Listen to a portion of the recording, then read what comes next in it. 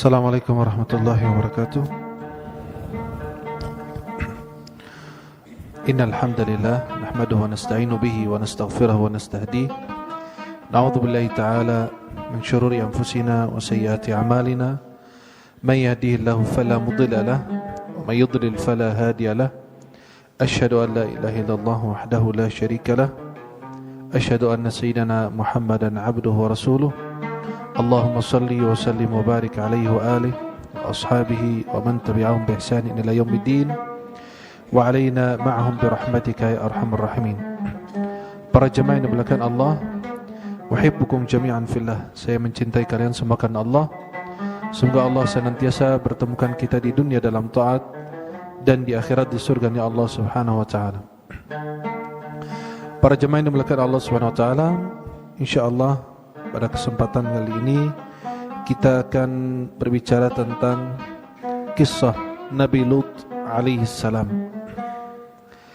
Allah Subhanahu wa taala menceritakan kisah-kisah umat terdahulu agar menjadi pelajaran untuk kita semuanya.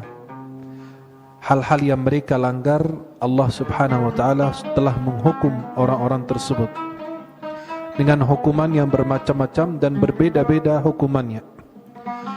Fungsi dan hikmah daripada Allah menceritakan kisah-kisah Nabi atau umat terdahulu, Allah gambarkan dalam Al-Quran dalam surat Al-A'raf ayat 176.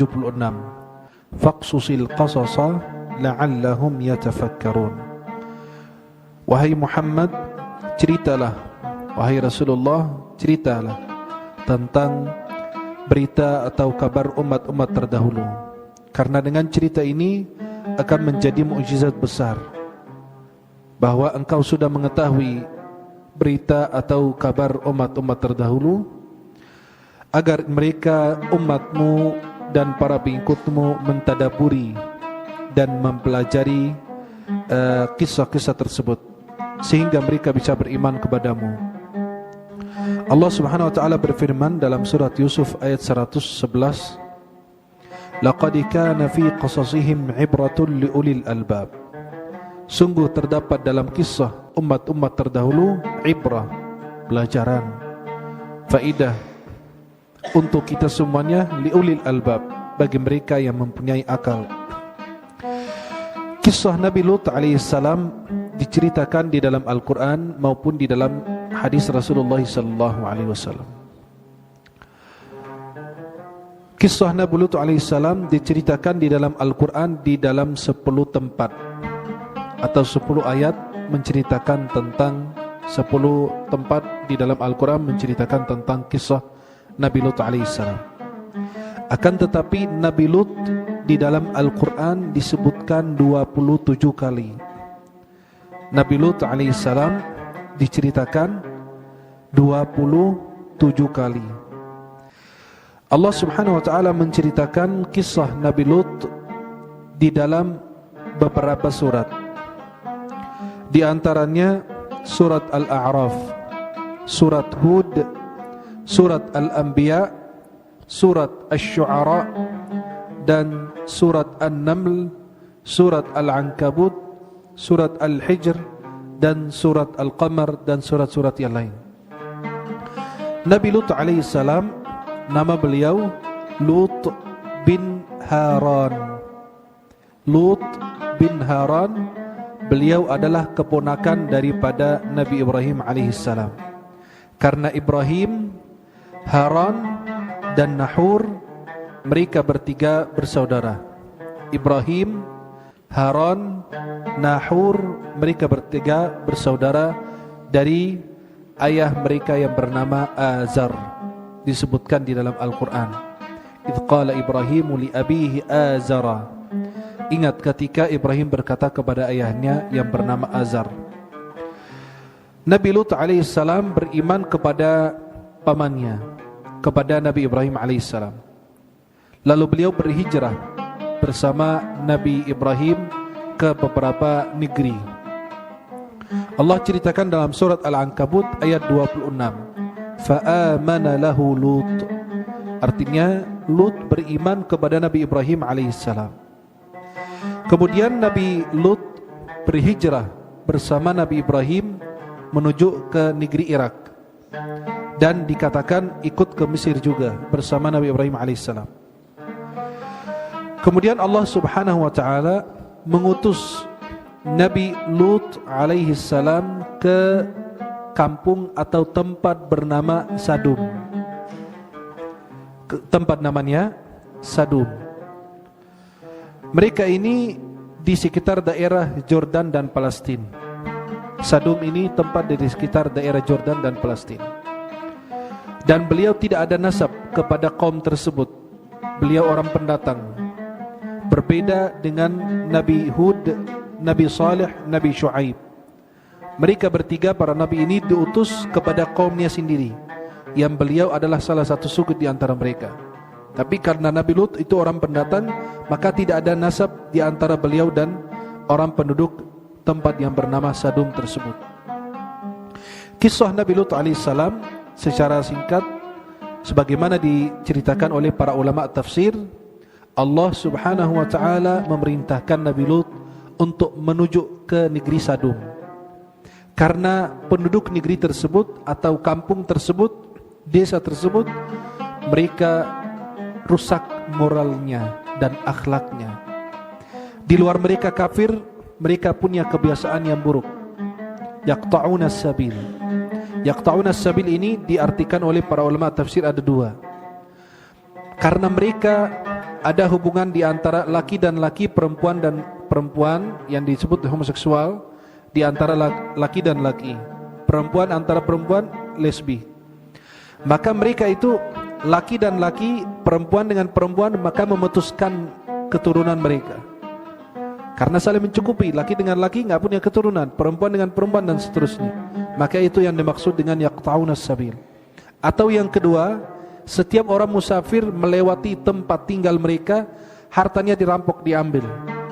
Bahkan nyawanya terancam kalau dia tidak menyerahkan harta tersebut. Kemudian mereka bahkan melakukan perbuatan keji itu dengan orang-orang musafir yang melewati tempat tinggal mereka. Bahkan bukan hanya mereka melakukan dosa tersebut atau perbuatan keji tersebut di tempat tertutup. Tidak. Diceritakan tempat terbuka, terang-terangan. Ya'tuna fi nadihimul munkar. Terang-terangan. Itu mungkin enggak berbeda jauh dengan zaman sekarang. Orang kadang-kadang melakukan dosa di tempat terbuka, enggak peduli. Sekarang kita lihat di Eropa, orang melakukan perzinahan di jalanan, dan itu jadi hal yang biasa. Nauzubillah. Perzinahan itu sampai mereka merakamnya, sampai apa, itu jadi hal biasa. Tidak ada yang salah mengingkari karena mereka non-muslim. Sampai saat ini masih dilakukan perbuatan keji, bahkan di negeri Islam sendiri. Bayangkan anak-anak pacaran di pinggir jalan malam hari. Coba lewat contoh Jakarta dan seterusnya. Tengah malam itu jam 12, jam 1, jam 2, bayangkan apa yang terjadi. Maka itu kadang-kadang orang melakukan perbuatan maksiat bukan tertutup, tidak, malah terbuka, terang-terangan, enggak ada malunya sama Allah. Maka Rasulullah bersabda dalam hadis riwayat Bukhari, "Idza lam tastahi fasna' ma syi'ta." Jika kamu tidak malu, maka lakukanlah apa yang kau inginkan. Artinya kalau enggak ada rasa malu, mau apain lagi? Silakan. Maka itulah. Maka mereka ini selalu melakukan perbuatan keji ini, homoseksual ini, lesbi, di jalanan, di tempat terbuka, bukan di tempat tertutup. Naudzubillah. Kemudian bahkan dikatakan oleh Al-Quran, perbuatan keji ini enggak pernah dilakukan umat-umat terdahulu, baru mulai dari kaum Nabi Lut alaihissalam. Enggak pernah. Ma sabaqakum biha min ahad minal alamin. Tidak pernah didahului atau dilakukan oleh umat-umat terdahulu sebelum umatnya Nabi Lut alaihissalam. Kemudian para jemaah yang dimuliakan Allah Subhanahu wa taala, mereka hatinya sudah keras, akhlaknya sudah buruk, maka Allah mengutus Nabi Lut alaihissalam kepada mereka. Nabi Lut mengajak mereka beriman kepada Allah, mengingatkan mereka kepada Allah.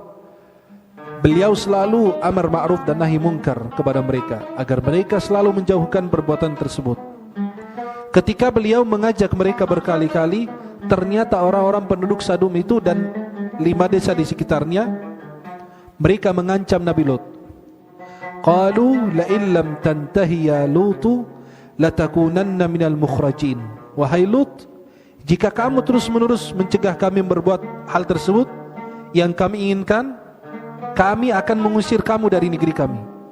Bayangkan, beliau berusaha untuk mencegah orang-orang tersebut melakukan perbuatan keji, agar mereka mencegah tidak melakukan maksiat. Ternyata mereka ingin mengusir Nabi Lut alaihissalam.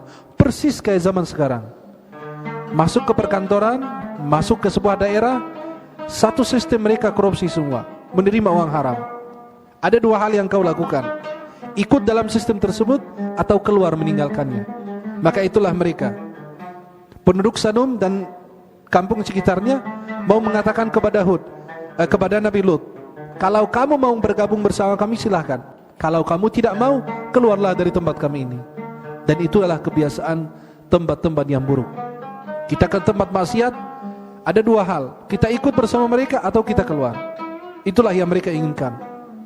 Maka mereka mengancam Nabi Lut alaihissalam. Qalu la illam tantahi ya Lutu latakunanna minal mukhrajin. Kalau kamu tidak berhenti mencegah kami melakukan perbuatan yang kami cintai, yang kami sukai, maka kami akan mengusirmu dari negeri kami.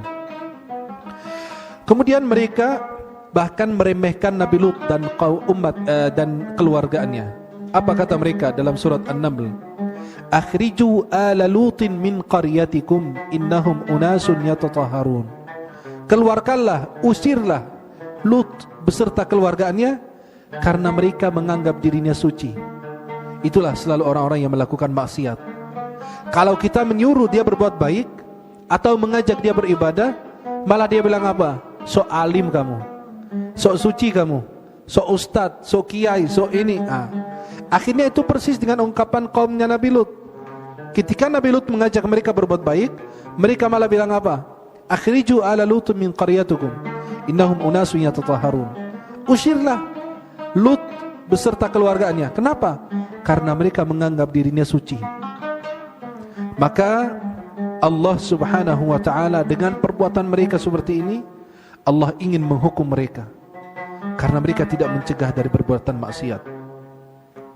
Ketika Allah subhanahu wa ta'ala ingin menghukum penduduk 5 desa tersebut, Allah utus para malaikat kepada mereka. Penduduk 5 desa tersebut kira-kira gak lebih dari 400.000 orang, sebagaimana dijelaskan oleh para ulama tafsir di dalam tafsir mereka tentang ayat-ayat dan kisah Nabi Lut alaihissalam. Para malaikat ketika diutus oleh Allah subhanahu wa ta'ala melewati Nabi Ibrahim, karena tadi kita bilang Nabi Lut beriman kepada Nabi Ibrahim, mereka hidup di zaman yang sama. Maka ketika malaikat diutus oleh Allah subhanahu wa ta'ala, para malaikat diutus oleh Allah subhanahu wa ta'ala untuk menghukum penduduk 5 desa tersebut, malaikat mampir ke Nabi Ibrahim dulu. Apa fungsinya mereka mampir ke Nabi Ibrahim? Ada 2 hal yang mereka sampaikan. Yang pertama, berita gembira bahwa Nabi Ibrahim akan mempunyai keturunan bernama Ishaq, dan dia akan punya cucu lagi namanya Yaqub. Karena Nabi Ibrahim punya anak pertama Ismail dari Hajar, kemudian punya anak lagi dari Sarah namanya Ishaq. Nanti dari Ishaq itu ada keturunan lagi namanya Yaqub. Kemudian nanti ada Yusuf dan seterusnya. Maka para jemaah yang dimuliakan Allah, malaikat yang datang ingin menghukum penduduk 5 desa yang melakukan homoseksual atau lesbi tersebut melewati Nabi Ibrahim, menyampaikan berita gembira bahwa wahai Ibrahim, Allah menyampaikan berita gembira kepadamu. Awalnya Nabi Ibrahim tidak tahu mereka ini malaikat, karena mereka datang dalam bentuk manusia yang ciptaannya sangat indah, tampan semuanya. Akhirnya Nabi Ibrahim sediakan makanan buat mereka. Nabi Ibrahim heran pas mereka disediakan makanan, mereka gak makan, karena malaikat gak makan, gak minum. Pas disediakan makanan, falamma ra'a aydiyahum la tasilu ilaihim, ketika beliau melihat, loh kok saya sediakan makanan mereka enggak makan gitu, aujasa minhum khifa, beliau khawatir ada apa ini. Kemudian mereka menyampaikan bahwa kami bukan manusia, kami adalah malaikat. dan menyampaikan berita gembira, kamu akan mempunyai keturunan bernama Ishak. Nanti dari Ishak ada cucu lagi yang bernama Yakub. Kemudian yang kedua, kami datang untuk menyampaikan berita gembira. Kedua, datang untuk menghukum penduduk 5 desa tersebut, kaumnya Nabi Lut alaihissalam. Kemudian Nabi Ibrahim kaget, loh, kalian datang menghukum penduduk 5 desa tersebut, sedangkan ada Lut di situ alaihissalam, seorang nabi. Dia tidak termasuk orang-orang yang zalim. Maka malaikat langsung menjawab, qalu nahnu a'lamu biman fiha. Nabi Ibrahim mengatakan, dia di dalamnya ada Lut. Kata mereka, kami lebih tahu ada siapa di dalam situ. Lanunajjiyannahu wa ahlahu illa imra'atah. Kami akan selamatkan Lut alaihissalam beserta keluarganya. Illa imra'atahu kanat minal ghabirin. Kecuali istrinya, dia akan termasuk orang yang tertinggal, akan dihukum juga. Loh, istri Nabi bisa begitu? Berarti dia juga ikut-ikutan? Enggak. Istri Nabi enggak termasuk orang melakukan dosa besar. Tapi dia dua hal, membantu umatnya melakukan hal tersebut, kemungkinan. Atau yang kedua, beliau mendiamkan kemungkaran tersebut. Maka coba bayangkan, kalau di sebuah negeri Islam ilegal itu homoseksual atau LGBT itu, coba bayangkan, istri Nabi aja dihukum. Bukan karena melakukannya, tapi karena mendiamkan orang yang melakukannya. Maka kalau di sebuah negeri dilegalkan itu, Allah akan menghukum semuanya karena termasuk orang-orang yang mendiamkan. Contohnya, saya punya keluarga, saya punya istri, punya anak. Tanggung jawab saya sebagai suami kepada istri dan anak saya. Jika mereka melakukan maksiat dan saya tidak memerintahkan mereka menjauhi maksiat tersebut, maka saya kena hukuman juga. Maka penduduk 5 desa tersebut dihukum beserta istri Nabi Lut alaihissalam. Istri Nabi Lut itu tidak khianat. Dalam Al-Quran disebutkan fakhanatahuma, istri Nabi Nuh dan Nabi Lut. Khianat itu artinya khianat aqidah, artinya tidak beriman kepada suaminya, tidak membantu suaminya agar mencegah orang-orang tersebut melakukan maksiat tersebut atau berbuatan keji. Maka coba bayangkan para jemaah, karena istri Nabi aja mendiamkan, maka dihukum juga sekaligus. Maka kalau kita melegalkan, kita ikut diam dalam melegalkan LGBT dan seterusnya, itu kita dihukum juga sekalian. Terus gimana tugas kita? Ya jangan pilih orang-orang yang mendukung itu. Kalau dia melegalkan, kita diam, berarti atau Anda memilih orang tersebut, maka Anda kena hukuman juga. Na'udzubillah. Maka ketika Nabi Ibrahim kaget, loh, kalian datang menghukum penduduk negeri tersebut, sedangkan ada Lut di situ, orang saleh. Kalau Lut, kami tahu ada siapa di situ. Tenang, kami selamatkan dia bersama 2 putrinya. 400.000 orang, 5 desa, nggak ada yang beriman sama sekali kepada beliau. Hanya beliau dan 2 putrinya saja. Sesudah itu, istrinya juga kena hukuman, na'udzubillah. Maka para jemaah yang dimuliakan Allah Subhanahu wa taala, datanglah malaikat menuju ke tempatnya Nabi Lut alaihissalam. Mereka ke tempat Nabi Lut alaihissalam. Nabi Lut melihat mereka, beliau belum tahu mereka ini malaikat. Dalam ciptaan manusia, bentuk manusia, mereka itu tampan semuanya. Bayangkan, laki-laki tampan masuk ke desa tersebut, berebut semuanya. Oh, dapat. Itu dapat rezeki mereka begitu. Bayangkan Nabi Lut alaihissalam pusing mikirin umatnya, tiba-tiba datang laki-laki tampan ke beliau. Beliau nggak tahu ini malaikat. Mereka menuju ke tempat Nabi Lut alaihissalam. Beliau khawatir pas tamunya datang masuk ke rumah Nabi Lut, duduk, jangan-jangan orang-orang penduduk kampung saya ini dengar ada orang-orang tampan di sini. Takutnya beliau begitu. Tidak lama mereka dengar beritanya, ada laki-laki tampan di rumahnya Nabi Lut. Datang berebut. Rumahnya dikelilingi orang-orang. Nabi Lut di dalam, sampai dikatakan dalam buku tafsir, beliau sampai tutup pintu, berdialog dengan mereka. Jangan mempermalukan saya, jangan mencemarkan nama baik saya di depan tamu saya. Ini anak-anak putri-putri yang ada di desa ini silahkan dinikahkan. Ini tamu saya, masa kalian mau ini? Akhirnya yang terjadi, Nabi Lut pusing sama mereka, berdialog dengan mereka. Ternyata malaikat di dalam mendengarkan. Karena Nabi Lut pusing, gimana solusinya itu? Sedangkan beliau sendiri yang melawan. Kalau saya melawan sehari 2 hari, nggak bisa lama lagi. Mau tidak mau ya harus serahkan tamu saya ke mereka. Kayak kucing dikasih makan ikan udah. Coba diginiin aja dikasihnya. Dia mau gimana caranya untuk mendapatkan ikan itu? Kucing kita lagi makan di meja atau lagi di warung apa di mana makan? Pasti dia muter-muter keliling kita. Gimana caranya dia mendapatkan makanan? Itulah kaumnya Nabi Lut. Mengelilingi rumah beliau, dikelilingi rumah beliau sama mereka. Nabi Lut sampai tutup pintu, berdialog bersama mereka, mengingatkan mereka kepada Allah. Jangan berbuat perbuatan itu. Kalian menjelekkan saya di depan tamu saya, mencemarkan nama baik saya. Akhirnya kata malaikat, gini, kami ini bukan manusia. Kami adalah malaikat utusan Allah untuk menghukum mereka ini. Buka pintu selebar-lebarnya. Karena Nabi Lut udah tahu, oh ini malaikat berarti aman. Tenang saya. Kalau laki-laki tampan saya nggak berani buka. Akhirnya Nabi Lut alaihissalam, Allah bukakan pintu tuh. Sampai dikatakan mereka itu ditampar dengan sayapnya malaikat Jibril, sebagian ulama tafsir. Sampai mereka buta, orang-orang yang datang berebut itu. Dan dikatakan berbeda dengan itu, yang penting mereka dibuat buta oleh para malaikat Allah Subhanahu wa taala.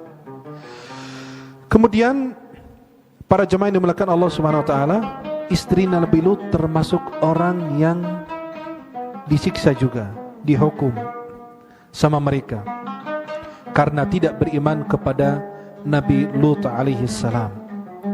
Allah Subhanahu wa taala menghukum mereka dengan hukuman yang berat.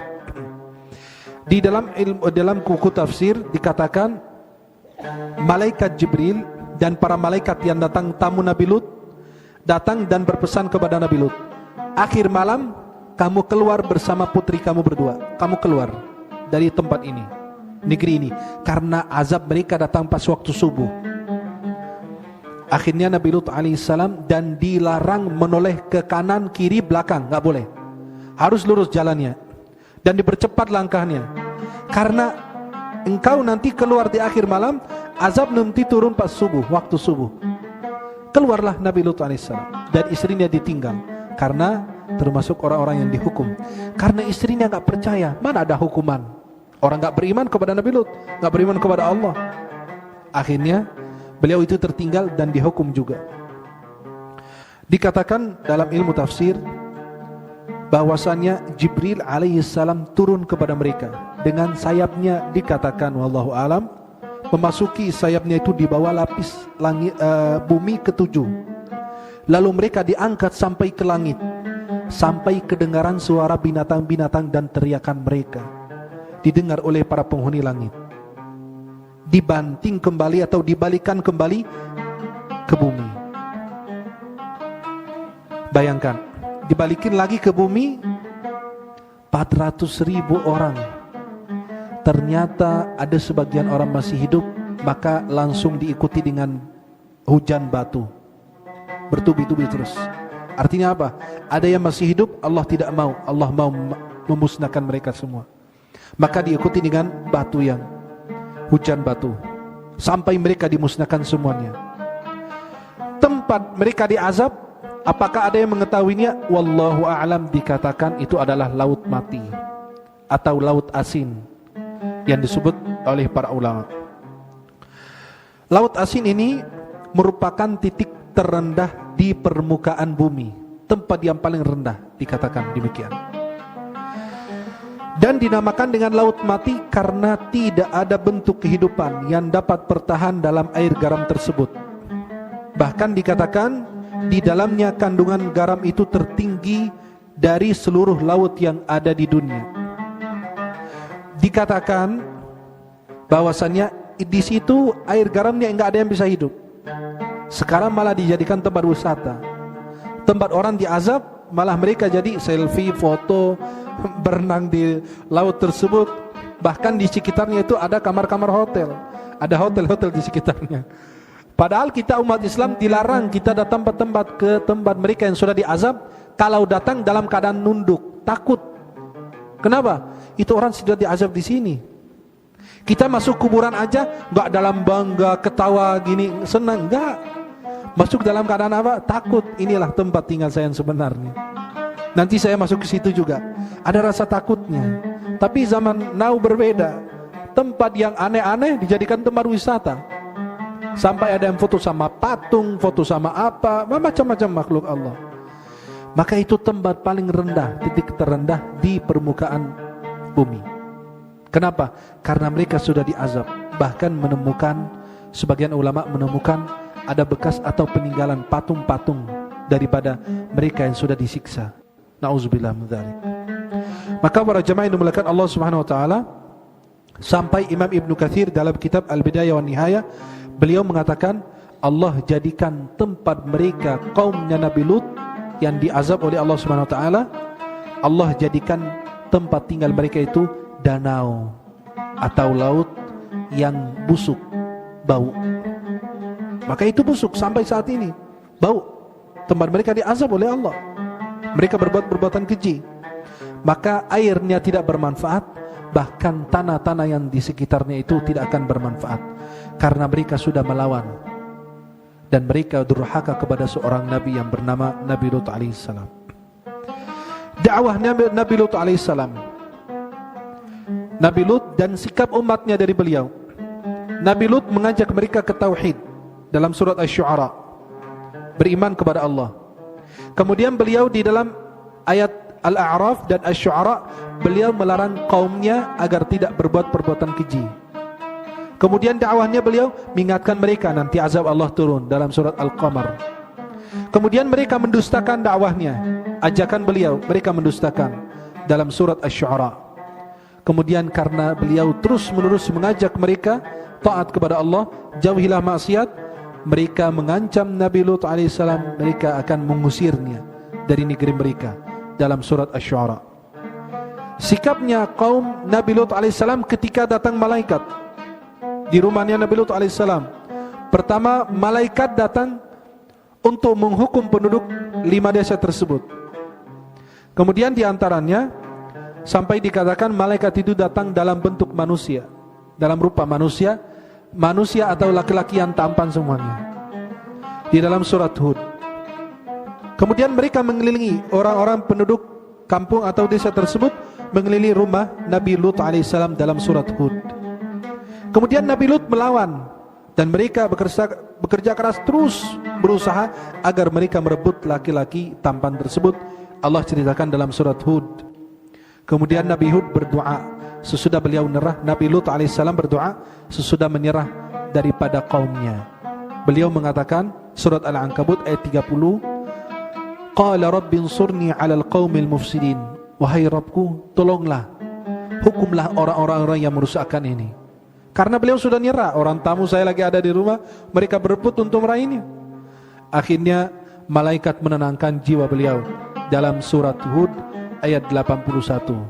Qalu ya Lut inna rusulu rabbika la yasilu ilaik. Wahai Lut, kami adalah utusan Allah, kami adalah malaikat. Mereka tidak akan menyakitimu, mereka tidak akan menyakiti kami juga. Maka karena kami membawa azab. Kemudian malaikat sampai membuat orang-orang tersebut buta di dalam surat Al-Qamar. Ketika turunnya azab, apa yang terjadi? Malaikat mengabarkan kepada Nabi Lut alaihissalam dalam surat Hud bahwa beliau ini harus keluar di akhir malam. Sebelum azab turun pas waktu subuh, beliau bersama 2 putrinya dan istrinya tertinggal nanti, karena termasuk orang-orang yang akan dihukum. Kemudian Allah balas, Allah hukum mereka dengan azab. Ini baru duniawi, belum ukhrawi lagi. Allah balikan tuh kampung tersebut. Kemudian yang kedua, Allah hujani mereka dengan batu dalam surat Al-Hijr dan surat Hud dan tafsir Imam Ibnu Katsir. Kemudian tempat tersebut, tempat tinggal mereka berubah menjadi danau yang busuk, yang tidak bermanfaat airnya maupun tanah di sekitarnya. Sampai saat ini Allah ceritakan dalam surat Adz-Dzariyat, Al-Hijr, Al-Imran dan At-Talaq. Pelajaran dari kisah Nabi Lut alaihissalam, pertama, seorang nabi mengajak orang-orang dalam kebaikan, menjauhi larangan Allah, perbuatan keji, tapi mereka malah tidak menerima dakwahnya, ajakannya Nabi Lut alaihissalam. Yang kedua, tidak ada yang bisa selamat dari azab Allah, walaupun termasuk istri Nabi. Maka kalau kita mendiamkan ada yang melegal hal-hal yang dilarang oleh Allah SWT, apakah minuman keras, apakah perzinahan, apakah LGBT dan seterusnya, kita mendiamkan, kita akan tertimpa azab juga. Kenapa? Karena kita diam. Sampai dikatakanlah dalam sebuah athar, Allah mengutus Jibril kepada salah satu kampung. Allah menghukum kampung tersebut. Kemudian Jibril turun, dikatakan Jibril turun, ternyata ada di dalam desa tersebut orang saleh. Dia lapor lagi, ya Rabb, ada orang saleh di tengah mereka. Kata Allah, dengan orang saleh itu mulailah lebih dahulu sebelum yang lain. Kenapa? Karena dia melakukan kebaikan untuk dirinya sendiri, nggak pernah amar ma'ruf dan nahi munkar kepada orang lain. Nabi Lut alaihissalam menyuruh kaumnya meninggalkan perbuatan keji tersebut. Homoseksual itu tidak pernah dilakukan oleh umat-umat terdahulu. Sampai salah satu khalifah mengatakan, kalau nggak salah Abdul Malik bin Marwan, dia mengatakan, kalau Allah tidak menceritakan di dalam Al-Quran laki-laki suka dengan laki, ya, laki-laki itu saling suka, atau yang disebut homoseksual itu atau lesbi itu, kata beliau, saya nggak bakalan percaya. Tapi karena dicerita dalam Al-Quran, maka saya percaya, karena ini firman Allah Subhanahu Wa Taala. Saking itu nggak masuk akalnya beliau. Kalau Allah tidak menceritakan dalam Al-Quran, saya nggak bakalan percaya. Tapi karena sudah diceritakan oleh Allah, maka saya wajib percaya dan wajib mendengarkannya. Kemudian ketika terjadi fitnah di mana-mana, berusaha untuk berhijrah, meninggalkan lingkungan tersebut. Jika engkau terus berdakwah, gak ada yang mendengarkan dakwah kita, ajakan baik kita tinggalkan, seperti Nabi Lut alaihissalam. Ketika fitnah di mana-mana, beliau mengajak kaumnya untuk bertaubat, mengenal Allah. Ternyata mereka akan dihukum, maka wajib Nabi Lut keluar meninggalkan desa tersebut agar tidak tertimpa hukuman juga sama mereka. Ada yang mengatakan orang-orang yang homoseksual atau ada yang lesbi dan seterusnya, mereka bertaubat atau tidak? Kata ulama, kalau dia taubat dengan taubatan nasuha dan disertai dengan amal soleh, Allah akan menerima taubatnya. Rajin hadir pengajian, majelis ilmu, majelis zikir, taubat, istighfar dan seterusnya, Allah akan terima taubatnya subhanahu wa ta'ala. Apa bahaya daripada homoseksual tersebut? Itu penyakit yang tidak ada obatnya, adalah AIDS, yang sampai saat ini tidak ditemukan obatnya. Ada efek terhadap sarafnya kalau dia melakukan homoseksual tersebut. Kemudian ada efeknya terhadap otak, dan orang yang kuat bisa lemah, hancur. Bahkan orang yang berakhlak mulia, akhlaknya bisa rusak. Kenapa? Karena perbuatan ini dilarang, melawan fitrah. Laki suka dengan laki, ayam jago aja nggak suka sama ayam jago, nggak ada yang begitu. Ayam aja nggak mau. Coba kasih ayam gitu, nggak ada yang mau beneran, nggak ada yang mau. Monyet sama monyet, laki sama laki, nggak ada yang mau juga. Subhanallah. Malah manusia yang punya akal sehat, malah mereka melawan fitrah yang Allah sudah tanamkan dalam diri mereka. Hukum daripada seksual ini, kata ulama, itu haram, dosa besar. Hukumannya apa? Ulama mengatakan itu dirajam, dilempar dengan batu. Dia sudah menikah atau belum pernah menikah. Beda dengan zina. Zina kalau sudah menikah, dirajam sampai mati. Kalau tidak, maka itu ada hukuman. Kalau yang homoseksual ini, dia menikah atau tidak menikah, dua-duanya dibunuh. Iya, dua-duanya. A, B, yang melakukan dan dilakukan kepadanya itu dua-duanya dibunuh. Dibunuh dengan apa? Rajam, dilempar batu sampai mati. Dia sudah nikah apa belum menikah? Dan Abu Bakar Siddiq radhiyallahu anhu mengatakan mereka dibakar. Ada ulama lain mengatakan, sahabat Nabi mengatakan bahwa dia dibuang dari tempat tertinggi dari desa atau kampung kita, anggaplah dari Monas, dibuang dari atas, kemudian dilempar dengan batu. Hukumannya disesuaikan dengan hukuman Allah, karena Jibril mengangkat mereka sampai ke langit, kemudian dibanting, dibalikan kembali, kemudian dihujani dengan batu. Itulah hukuman bagi homoseksual. Tapi kalau lesbi, kata ulama, itu sepakat ulama haram hukumnya, tapi tidak ada had, akan tetapi ada ta'zir. Ada ta'zirnya. Ta'zirnya adalah hukuman bagi pelaku dosa atau maksiat yang tidak sampai dibunuh. Maka lisbi itu hukumannya ditentukan oleh seorang hakim di mahkamah atau pengadilan syariat. Hukumannya apa? Apakah dia dipenjara, apakah diusir dari negeri tersebut atau tempat tersebut ke tempat yang lain? Itu ada hukumannya ditentukan oleh seorang hakim. Wallahu ta'ala a'la wa a'lam bis-shawab. Subhanakallahumma bihamdika asyhadu an la ilaha illa anta astaghfiruka wa atubu ilaik. Assalamualaikum warahmatullahi wabarakatuh.